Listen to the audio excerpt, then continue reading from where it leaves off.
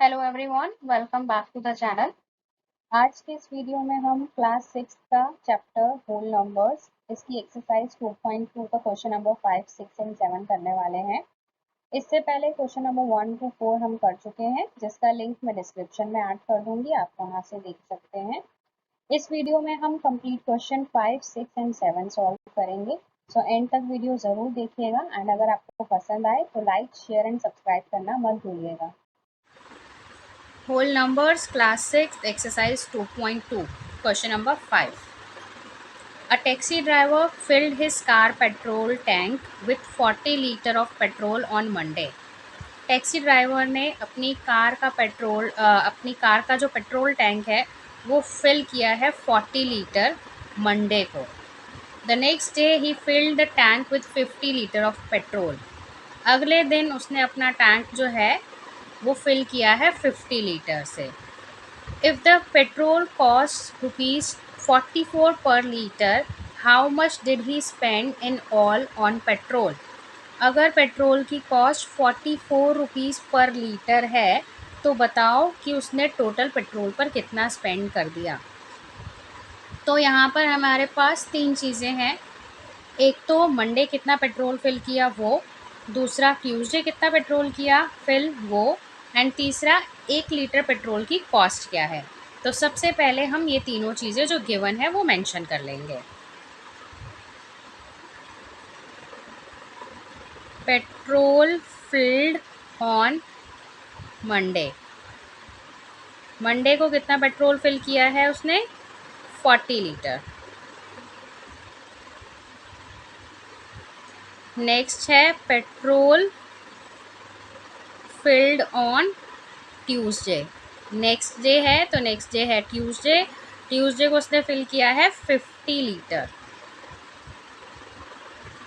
अब जब हमें पता चल गया ये दो इसने दिन पेट्रोल फिल किया है तो हम ये तो पता लगा सकते हैं कि टोटल पेट्रोल कितना फिल्ड हुआ है। तो हम नेक्स्ट लिखेंगे टोटल पेट्रोल फिल्ड, कितना पेट्रोल टोटल फिल किया गया है 40 + 50, यानी कि 40 + 50 90 लीटर। टोटल जो पेट्रोल उसने गाड़ी में फिल करवाया है वो दोनों दिन मिलाकर 90 लीटर है। अब हमें दिया हुआ है पेट्रोल का cost per litre. Cost of petrol पर लीटर, 1 लीटर पेट्रोल का कॉस्ट क्या है ₹44।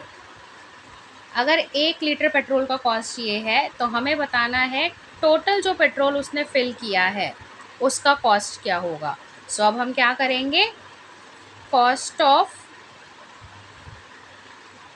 Petrol filled on Monday and Tuesday together.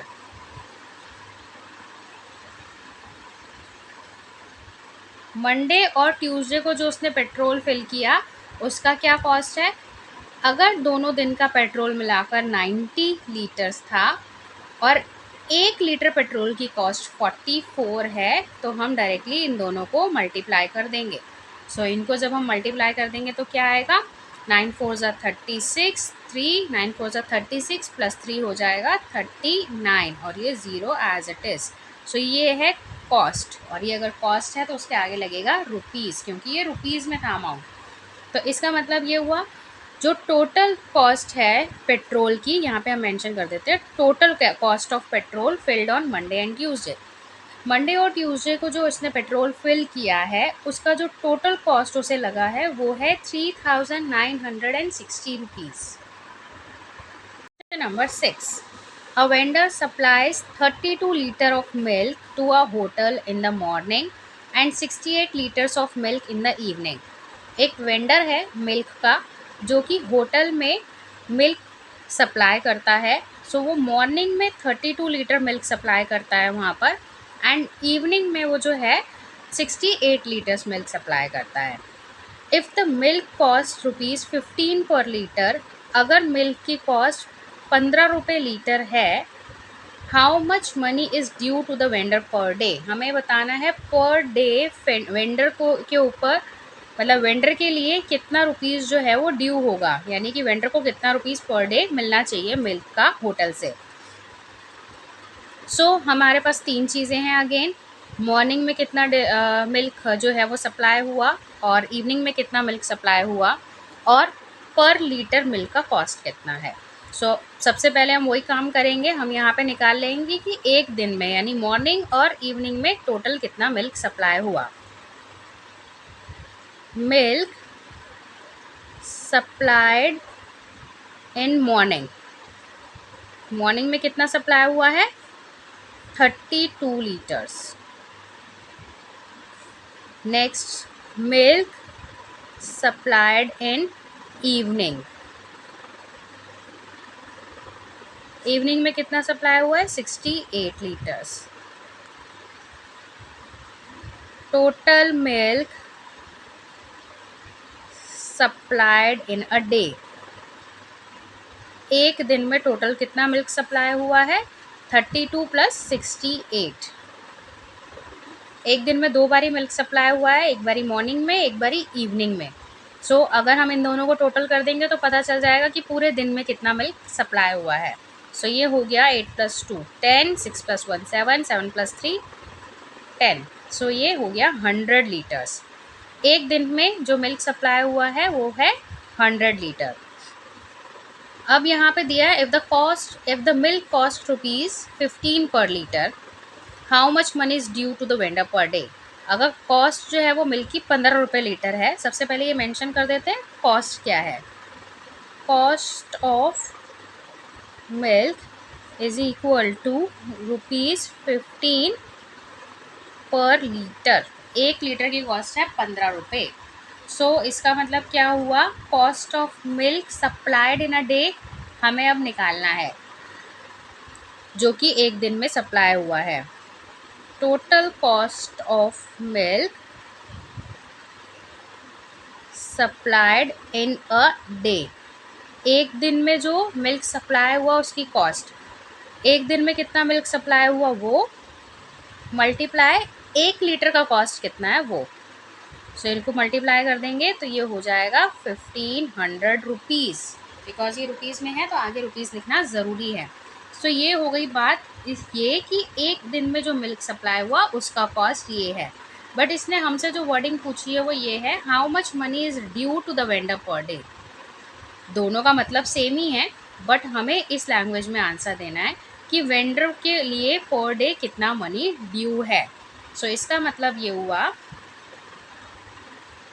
money is due to the vendor per day is equal to ₹1500।